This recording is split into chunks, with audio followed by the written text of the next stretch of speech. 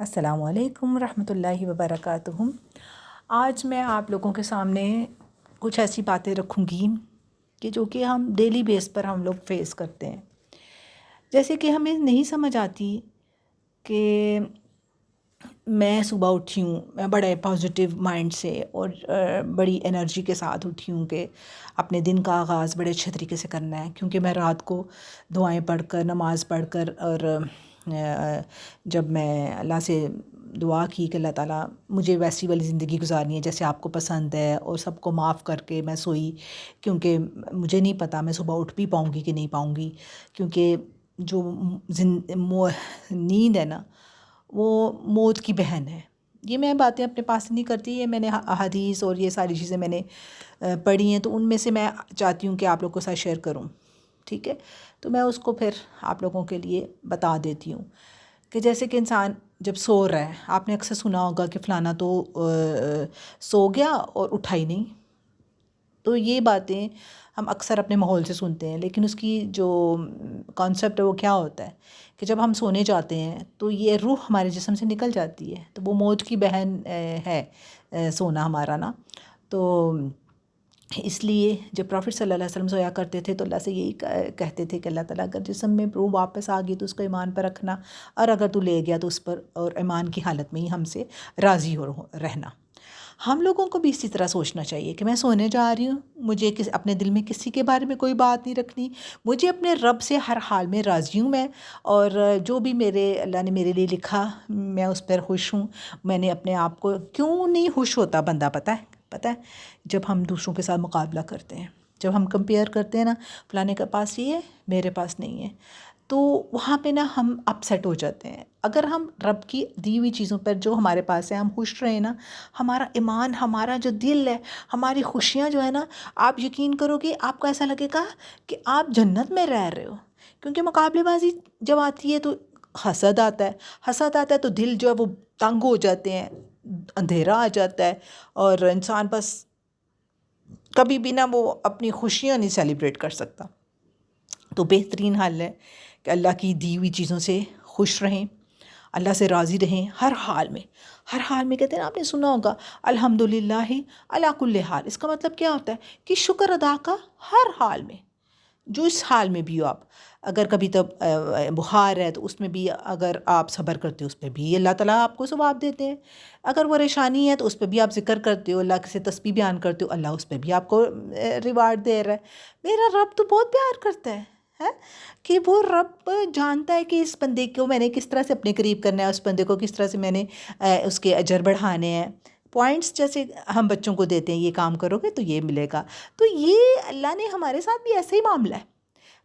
لیکن اگر ہمارے پاس علم ہوگا ہم کہ نہیں مجھے یہ کام نہیں کرنا، کہ اگر کوئی پریشانی ہے تو میں شور مچاؤں گی تو کیا ہوگا، پریشانی تو چل ایک ٹائم سے جائے گی نا، لیکن مجھے شور مچانے کی عادت پڑ جائے گی، مجھے لوگوں کو ساتھ ہر وقت کمپلینس کرنے کی عادت پڑ جائے گی، فلاں نے یہ کیوں کیا، فلاں نے ایسے کیوں کیا۔ جب ہم اس چیز کو ریئلائز کریں گے فلاں تو فلاں ہے، وہ بھی اللہ کی کریشن ہے، میں بھی اللہ کی کریشن ہوں۔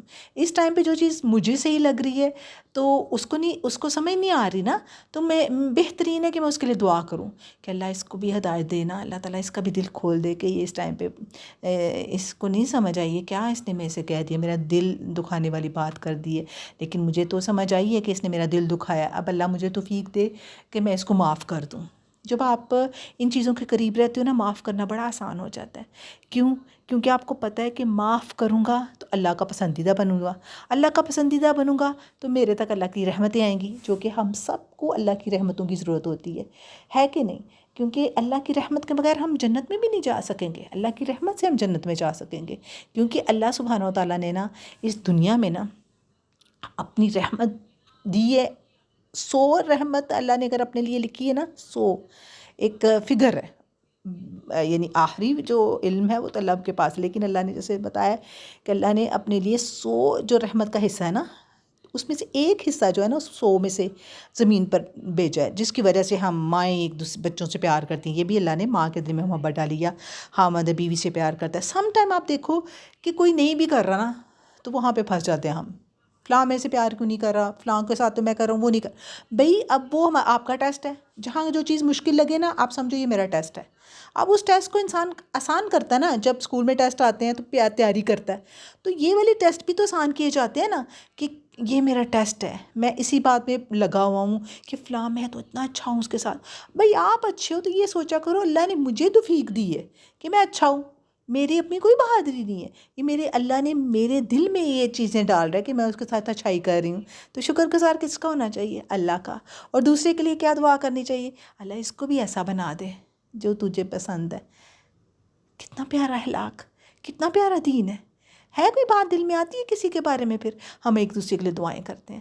اللہ تعالیٰ کہتے ہیں یہ رشتے ہیں، اس کو جوڑ کے رکھو، رحمت آئے گی، اس سے رحمت آئے گی. ناراض ہو جائے گا نا پھر دعائیں نہیں قبول ہوتی ہیں. کس طریقے سے اللہ ہمیں سمجھاتا ہے کہ دعا ایک عبادت ہے، ہم سب کو دعاؤں کی ضرورت ہوتی ہے کہ نہیں؟ کہ اللہ سے دعائیں مانگتے رہے، یہی تو محبت ہے اللہ کے ساتھ. اللہ چاہتا ہے کہ میرا بندہ میرے سے دعا مانگے. ہاں، جب ہم دعائیں مانگتے ہیں اللہ کو پسند آتا ہے.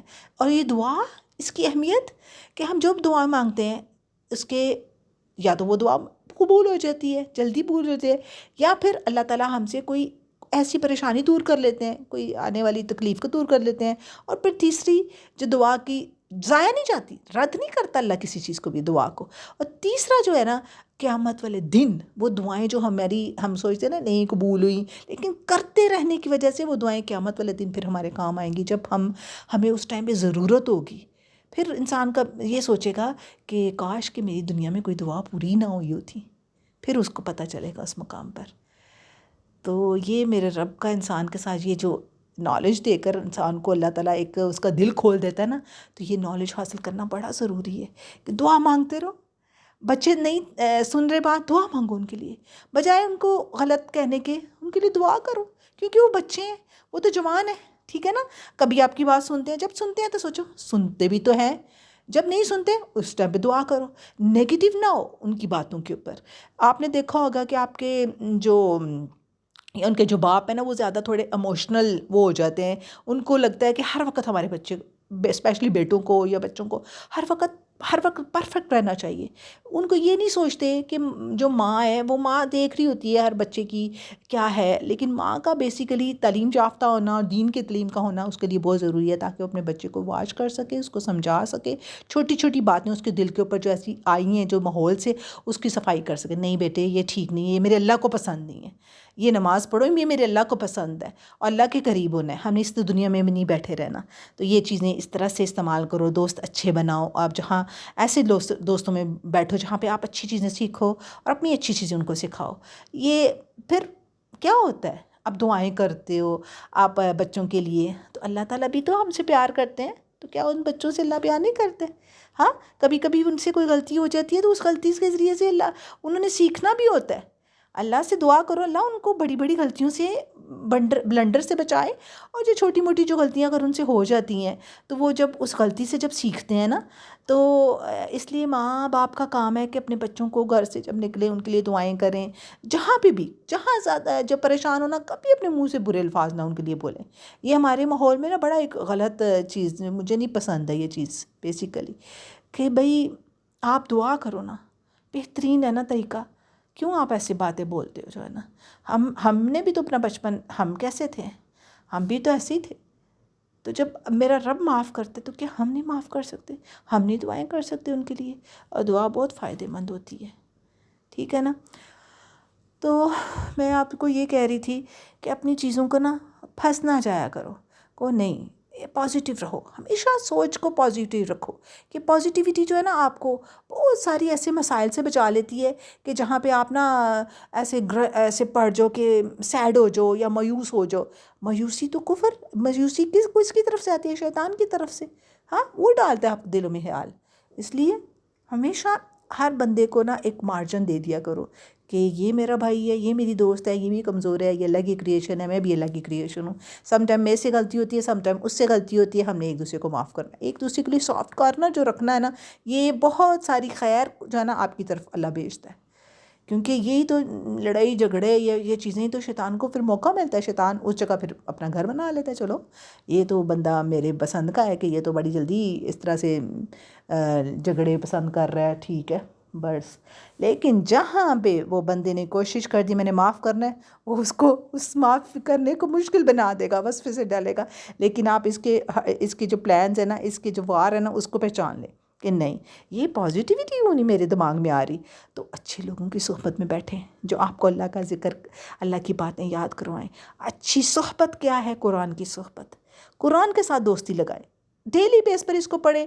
یقین کریں لازم آپ کو ایسی آیت مل جائے گی جو آپ کو اس ٹائم پہ چاہیے ہوتی ہے کہ مجھے اس ٹائم پہ میں پریشان ہوں، اللہ مجھے راستہ دکھا دے. آپ آیت پڑھو، سمجھ آپ کے سامنے آ جائے گی، آپ کا دل سکون میں آ جائے گا. کیونکہ اللہ کے الفاظ کے علاوہ کوئی دوسری دنیا کے لوگوں کے الفاظ میں کوئی اتنی طاقت نہیں ہے جو میرے رب کے الفاظ میں، کیونکہ وہ اللہ کے الفاظ ہیں.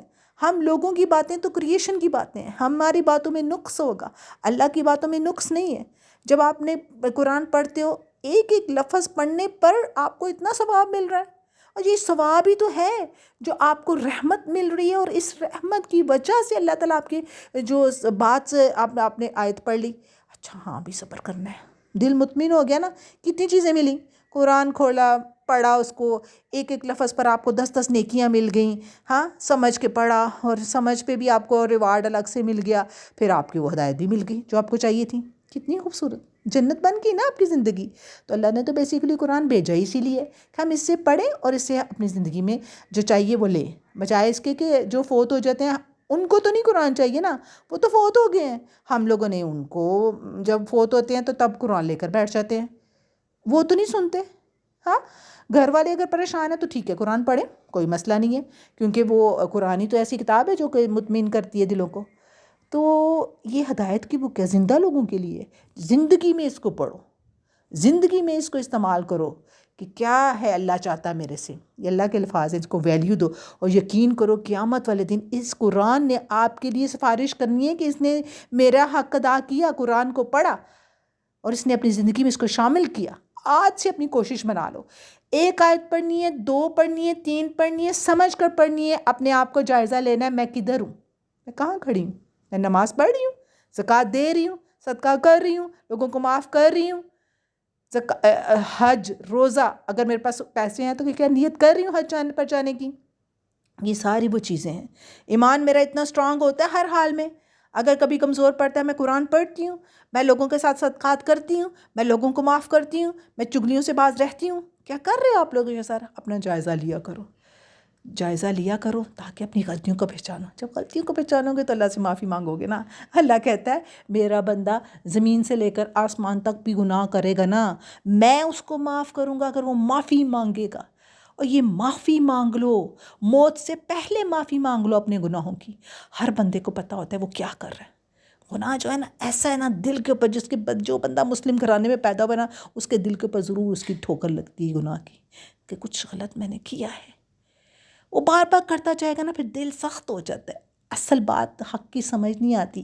یہ بھی اللہ تعالیٰ کی ایک طرف کی اس دنیا میں ایک سزا ہے کہ جو حق بات سے بندہ دور ہو جاتا ہے، سمجھ نہیں آتی سچ کیا ہے، حق کیا ہے، اللہ کیا چاہتا ہے، اس بات سے دور ہو جاتا ہے بندہ. اس چیز سے بچنے کے لیے ضرور جب بھی غلطی ہو اپنا جائزہ لو، اچھے لوگوں کی صحبت میں بیٹھو، نماز کی پابندی ڈالو. نماز برائیوں سے بچاتی ہے. اپنی زبان کو ذکر سے تر رکھو، ہمیشہ اللہ یاد آ جاتا ہے. اللہ یاد آتا ہے جب آپ ذکر کر رہے ہو لا الہ الا انت سبحانک انی کنت من الظالمین. اللہ تو پاک صاف ہے، میں نے اپنے اوپر ظلم کیا ہے، اللہ مجھے بھی پاک صاف کر دے، اللہ مجھے بھی معاف کر دے. معافی کیا ہوتی ہے؟ اپنے اوپر سے جو غلط کیا ہوتا ہے اس کی صفائی چاہتے ہو نا، تو اللہ تعالیٰ آپ کو کرتے نا صاف، کیونکہ اللہ تو پاک ہے. لا الہ الا انت سبحانک. سبحانک کا مطلب کہ تو پاک ہے اللہ، تو ایک ہی ہے، تو تیرے سوا ہم کسی کو شریک نہیں کرتے، تو پاک ہے. لازم کوئی گناہ غلطی ہم سے ہوئی ہے، اللہ ہمیں پاک کر دے. کچھ ظلم ہم نے اپنی نفسوں پر کیا ہے، جب تک آپ اپنی غلطیوں کو ریکگنائز نہیں کرتے، نہیں پہچانتے نا، آپ اس چیز کو سمجھ ہی نہیں پاتے ہو کہ رحمت کیا ہوتی ہے.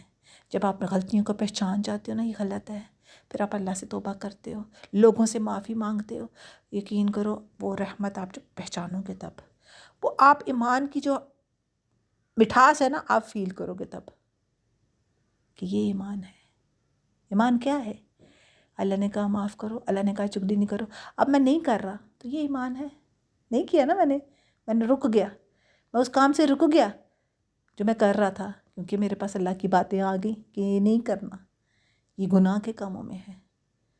ٹھیک ہے، انشاءاللہ آپ دعائیں کرتے رہو، نمازیں پڑھتے رہو، قرآن سے تعلق سٹرونگ بناؤ، مسائل حل ہو جاتے ہیں۔ اور لوگوں کی غلطیوں کے اوپر دعا کیا کرو، یقین کرو آج دور جو جا رہا ہے نا، بجائے اس کے کہ ہم لوگوں کی غلطیوں کو پکڑ کے بیٹھ جائیں، ان کے لیے دعا کرو۔ آپ لوگوں کے لیے دعا کرتے ہو، اللہ آپ کے لیے آسانی کرتے ہیں۔ کتنا پیارا اخلاق، کتنا پیارا مذہب ہے، یہ کر لو، زندگی آپ ایسے لگے گا جیسے جنت میں رہ رہے ہو۔ سبحانک اللہم و بحمدک، اشہد ان لا الہ الا انت، استغفرک و اتوب الیک۔